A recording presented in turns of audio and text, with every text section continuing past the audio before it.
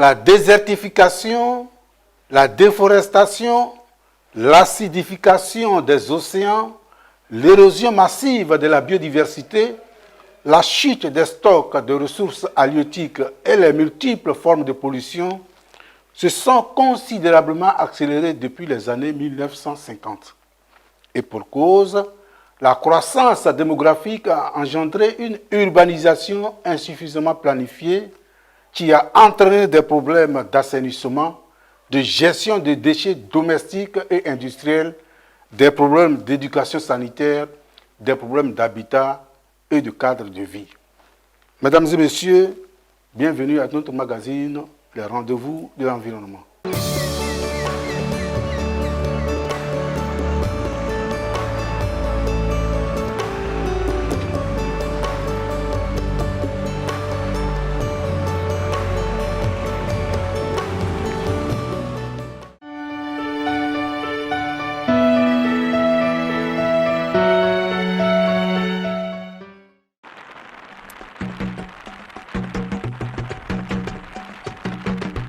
Soko, village du département de Bondoukou, région du Gontougou. Soko est situé à 7 km de Bondoukou et 3 km de la frontière du Ghana. Un village dont l'origine remonte à l'ère du leader charismatique Samori Touré. C'est à cette époque qu'un certain Mela, chasseur de son état venu de la région Sénoufo, s'installa en ces lieux. Il nomma ce lieu Soleil Kolo, c'est-à-dire route des éléphants en Sénoufo, peuple du nord de la Côte d'Ivoire. Soleil Kolo deviendra plus tard Soko, aujourd'hui village touristique. L'équipe de reportage arrivée en ces lieux a fait don de 2 bouteilles de liqueur comme l'exige la coutume.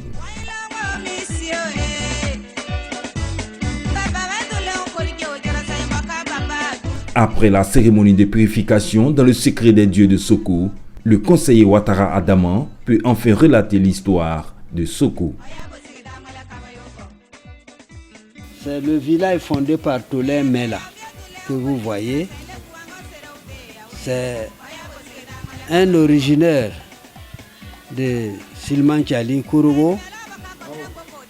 C'est un Sénoufo. Ils étaient venus avec son grand frère, sa famille, pour s'installer dans un village non loin d'ici appelé Wolkei.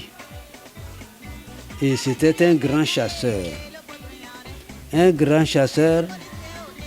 des gros gibiers, des éléphants. Donc ils étaient installés à Wolkei et ils venaient faire sa chasse ici à l'époque. Lorsqu'il était arrivé, il avait trouvé les traces des éléphants, des gros gibiers ici.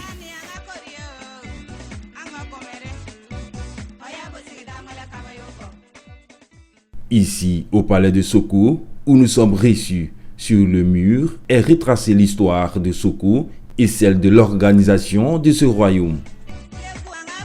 Où tu vas aller t'installer? Il a dit que ce Lokolo Janunbese, cela veut dire je viens m'installer où il y a les pistes des éléphants. Quand il était venu, il avait trouvé les singes là en place ici, à l'époque. Et un fusil chargé contre des gros gibiers, des éléphants, il avait trouvé que pour prendre ce fusil et aller tirer sur un singe, c'était du gaspillage, des poudres de fusil. C'est pour cela qu'il ne battait pas les singes. Les singes aussi, en le voyant, sans être menacés, ils n'avaient plus peur de lui. Et lui, à son tour, dans sa solitude, en voyant les singes en train de faire des grimaces comme des personnes, ça lui plaisait. Donc, seul, il voyait les grimaces des singes et puis il riait. Cela veut dire qu'il s'est trouvé comme il était avec des personnes. Voici la cause qui a fait que les singes se sont habitués à lui. Notre préoccupation, voir les singes. Où vivent-ils? Où sont-ils? Vivent-ils dans ce village? Autant d'interrogations de notre part. Des interrogations auxquelles répondront le conseiller Après plusieurs heures de conclave des sachants du village de Soko, l'information tombe. Revenez à 16 heures. Comme les hommes de Soko, les singes sont allés en brousse. Ils ne reviennent que vers 16 heures des champs. Que pouvons-nous faire après ces consignes? Nous décidons de repartir à Bandoukou pour d'autres activités. Observez la danse de feu au festival Tojo, une danse des initiés.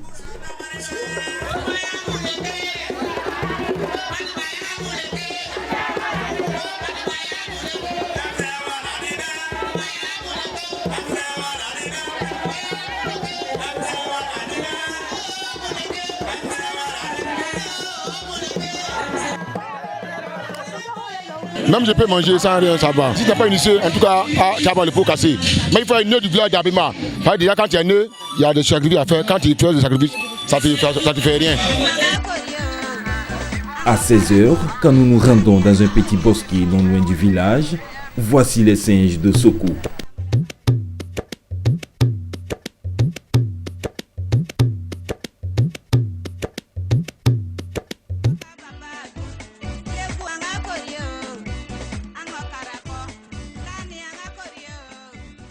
Ils sont concentrés dans une petite forêt préservée, délimitée par un cours d'eau, le Umboulou, une rivière aussi sacrée où il est strictement interdit de s'adonner à la pêche.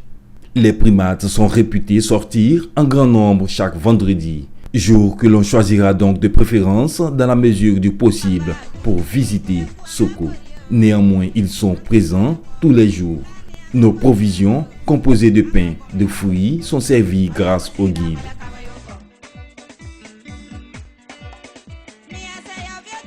Ils mangent les fruits plus le pain. Parce que le pain, mais la première nourriture préférée, c'est la banane. Voilà. Après la banane, il y a la mangue, goyave, ananas, papaye, arachide, maïs. Ils viennent jusqu'à chez moi à la maison. Ils connaissent, c'est de la forêt, en même temps les champs d'anacade, et puis ils sont à la maison. Ils dépassent plus de 300 singes en tout cas.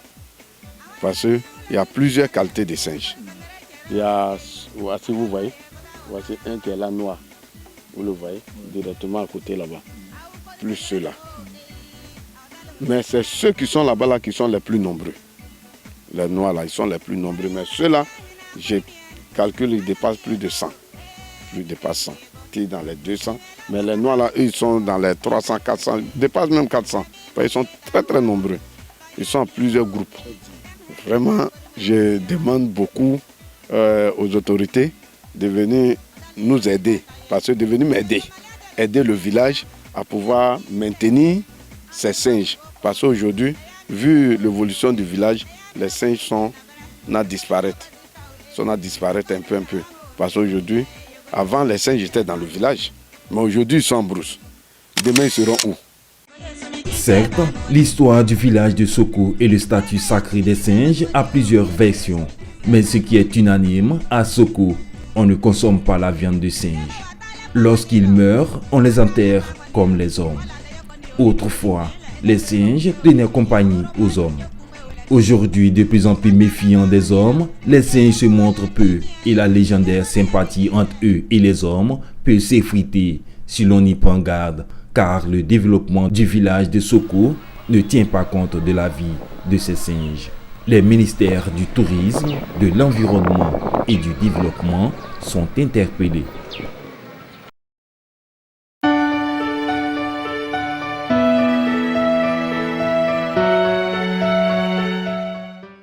L'eau, la faune et la flore sont les éléments essentiels de notre environnement.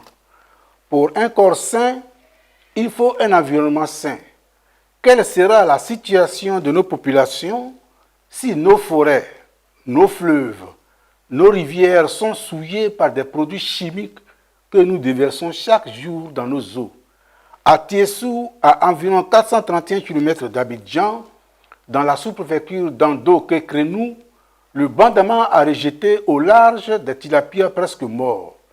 Pour en savoir davantage sur les causes de ce phénomène, nous nous sommes rendus à Tiessou, village de la sous-préfecture d'Ando-Kékrenou.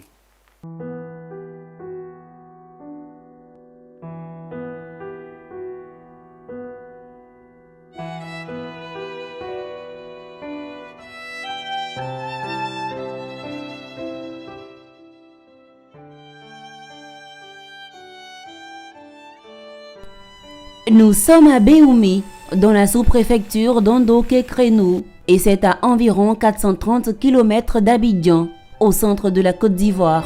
Selon une information relayée par les réseaux sociaux et la presse, des tilapias, appelés communément carpes, sont découverts au bord du fleuve Bandama, dans le village de Tiessou.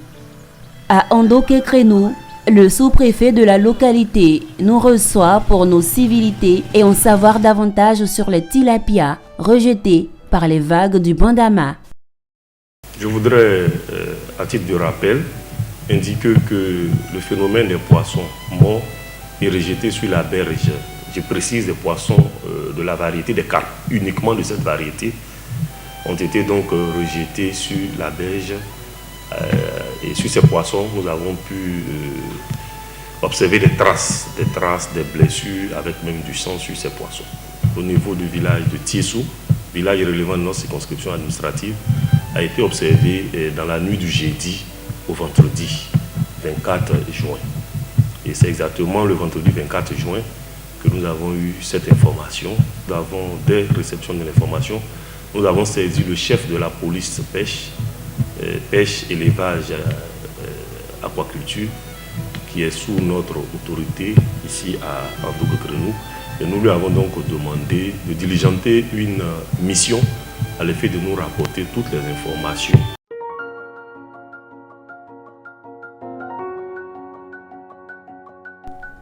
Après les échanges avec le sous-préfet d'Ondoké-Crénou, encore 70 km à parcourir à moto et nous voici dans le village de Tiessou.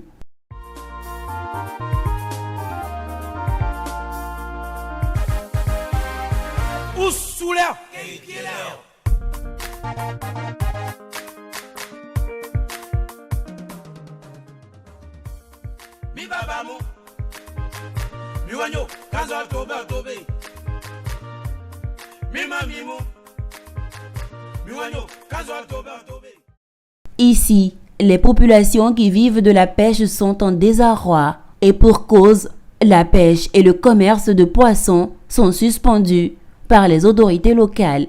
À Tiessou, nous échangeons avec les populations entourées de leurs chefs de village. Oui, voilà. Avant, les femmes vendaient les poissons. Mais c'est avec ça, nos mamans et nos femmes nous aident à scolariser les enfants, à soulever nos besoins. Mais pendant la crise, tout a été arrêté. Ils sont restés comme ça. Et chef,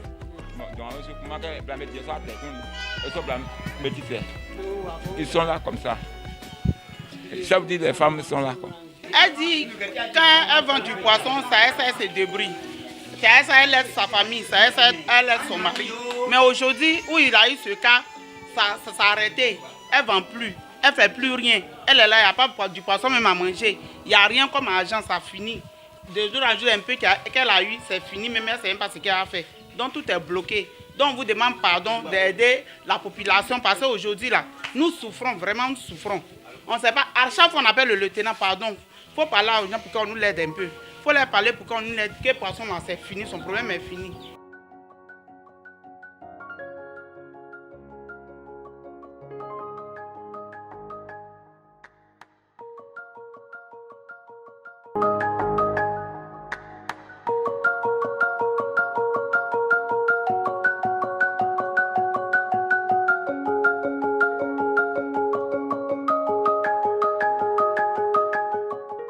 C'est depuis le 23 juin 2023 que nous avons été alertés d'un phénomène, d'une mortalité vraiment inhabituelle des tilapias et qui sont rejetés par l'eau. J'ai été ici, mon équipe et moi, le même vendredi 23, nous avons été ici pour vérifier l'information. Et au sortir de là, nous avons essayé de prendre certaines dispositions, des premières mesures. C'est des pêcheurs qui m'ont appelé, m'ont dit qu'il y avait des poissons qui mouraient. Mais habituellement, ces poissons meurent. Il arrive des périodes à la montée de l'eau, il y a des mortalités comme ça. Quand l'eau, parce que l'eau, les poissons ont besoin d'oxygène. À la montée de l'eau, toutes ces herbes que nous voyons quand l'eau va monter, l'eau va occuper tous ces espaces. Donc la concurrence de l'oxygène, les herbes, en faisant la concurrence de l'oxygène avec les poissons, il y a manque d'oxygène dans l'eau.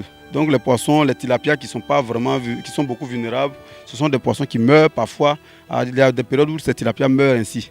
Mais de cette fois, la mortalité était un peu plus élevée. Donc vraiment, ils ont trouvé que c'est un phénomène un peu plus particulier que d'habitude.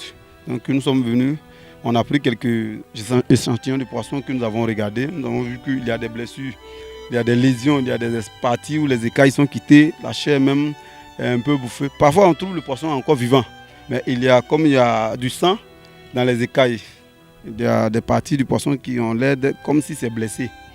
Mais vraiment, personne ne connaît la cause de ces blessures ou bien de ce mal-là. Sur les causes réelles de ce phénomène de tilapia rejeté par les vagues du fleuve Bandama, beaucoup de spéculations sont en cours. Pour certains, les importantes découvertes de gisements miniers, or, manganèse, des dernières décennies sont les causes de la pollution du fleuve de Bandama. Après les explications du chef de poste, nous nous entretenons avec le chef des pêcheurs.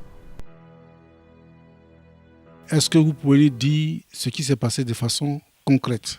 Mon papa dit ils sont sur l'eau depuis 1971. Les poissons qui sont rejetés par le Bandama, chaque année ça se fait, mais cette fois-ci, les poissons rejetés du Bandama n'est pas pareil. Souvent, les poissons rejetés du Bandama qu'on voit cette année sont blessés. Assez de sang. Il dit, lui à son avis, comme les poissons sont trop dans l'eau, c'est en se battant, ils se sont blessés.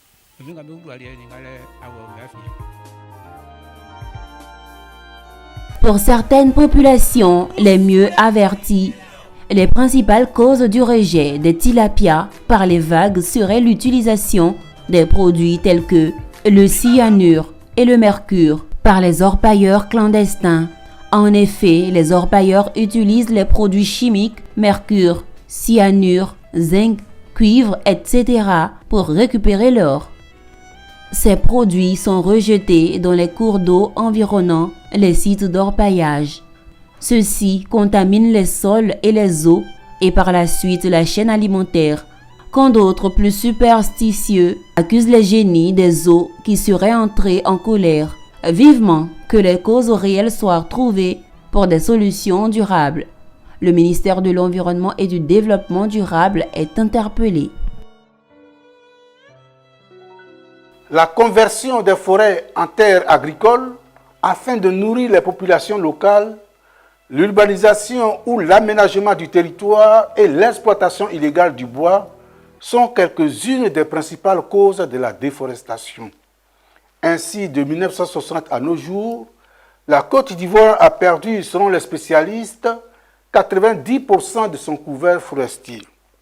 À la Sodefort, dans le centre de gestion de San Pedro, pour la reconstitution des forêts classées, l'on parle plus de l'agroforesterie.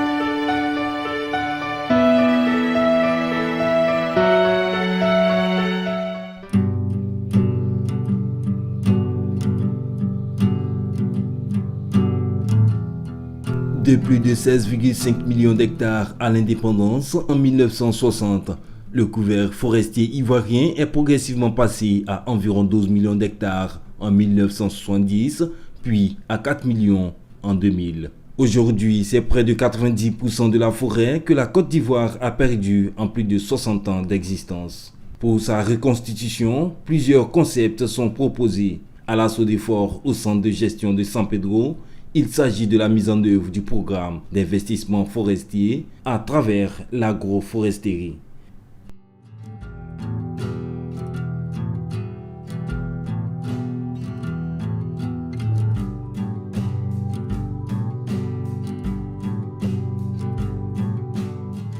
Alors, le centre de gestion de San Pedro est à cheval sur 5 régions administratives, à savoir la région de San Pedro, la région du Boclé, la région de la Nawa et en partie les régions du Go et du Luc-Dibois. Le centre de gestion de San Pedro gère au total 11 forêts classées qui couvrent 659 196 hectares. C'est des forêts qui ont un taux de conservation inférieur à 20%. Elles sont donc fortement dégradées et offrent pour cela un important potentiel pour la régénération par le moyen de l'agroforesterie. Avant la mise en œuvre de cette stratégie de l'agroforesterie, des différentes missions de large consultation avec les populations autochtones et les communautés locales ont été effectuées. Il s'agissait de recueillir toutes les observations possibles et les différentes propositions pour la réussite de l'opération. Outre la nécessité d'en évaluer l'importance, il est question de clarifier les ressorts, facteurs clés de succès de cette mise en œuvre. L'étude est basée sur une série d'informations existantes identifiées lors des consultations avec les parties prenantes et les communautés sur les diagnostics socio-économiques réalisés sur le terrain et sur la phase de développement, des choix d'aménagement et de la phase de préparation.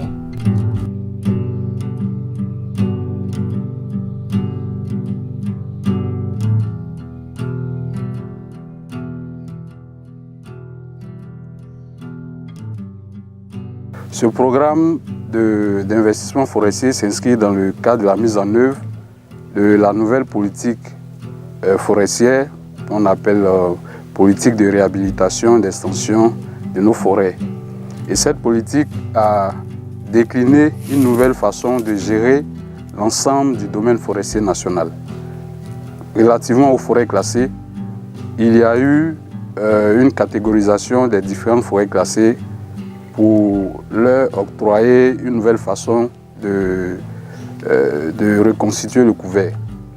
Le complexe de forêts classées dans lequel nous sommes, la Haute-Dodo et Rapide Gras, font partie de la catégorie 3. Il s'agit des forêts qui sont très dégradées, où la solution à appliquer est l'agroforesterie de façon permanente. Et il s'agit de travailler avec nos populations, de travailler avec nos planteurs pour pouvoir reconstituer au minimum 75% de la forêt. Et donc le programme d'investissement forestier qui vient de démarrer effectivement permettra à l'État ivoirien de sauver cette forêt.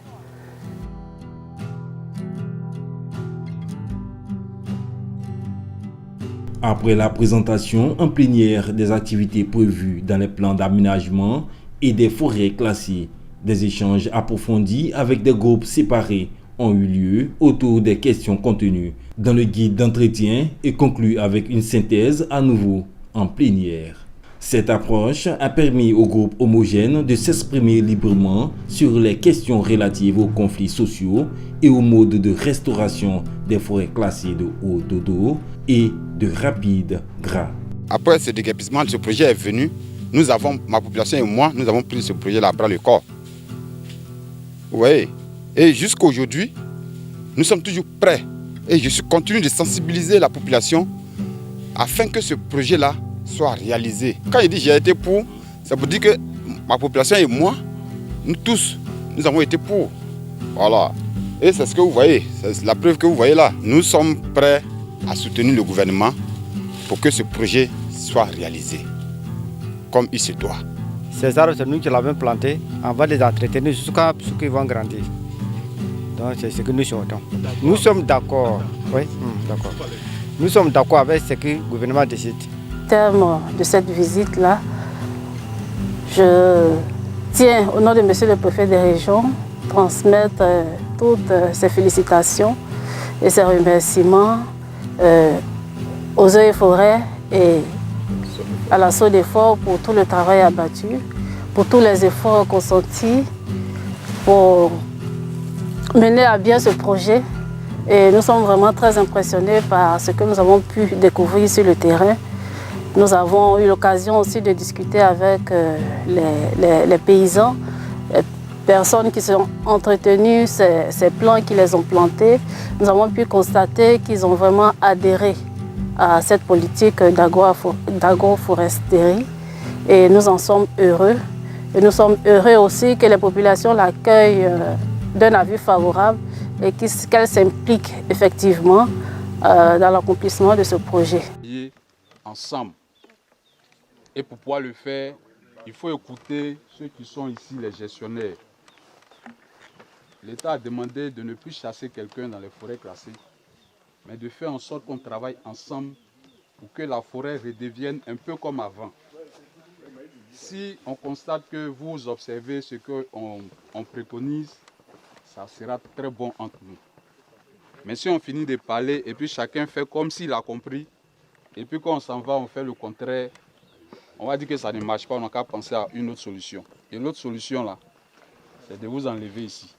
Vous allez dire que l'État vous a menti. L'État ne vous a pas menti. C'est vous qui n'avez pas observé ce que l'État a dit.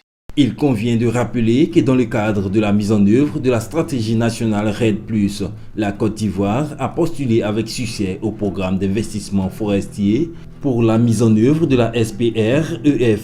À ce titre, elle a bénéficié d'un premier financement qui lui a permis d'élaborer les plans d'aménagement des forêts classées de la Haute Dodo et des Rapides Gras, ce qui a permis la création de 14 288 hectares de parcelles agroforestières avec la contribution des producteurs de cacao, et cela de 2021 à 2023. Mesdames et messieurs, nous poursuivons ce magazine avec la rubrique Planète Info.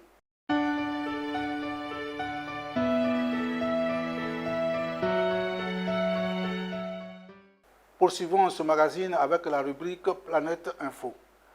Embouchure de Sassandra, un site touristique à visiter. Le Sassandra est un fleuve de l'ouest de la Côte d'Ivoire. Comme le Bandama et la Koumoué qui coulent plus à l'est, il traverse le pays du nord au sud et se jette dans le golfe de Guinée. C'est à ce niveau de l'embouchure que l'on constate des merveilles. L'embouchure de Sassandra, un site touristique à visiter. L'érosion côtière.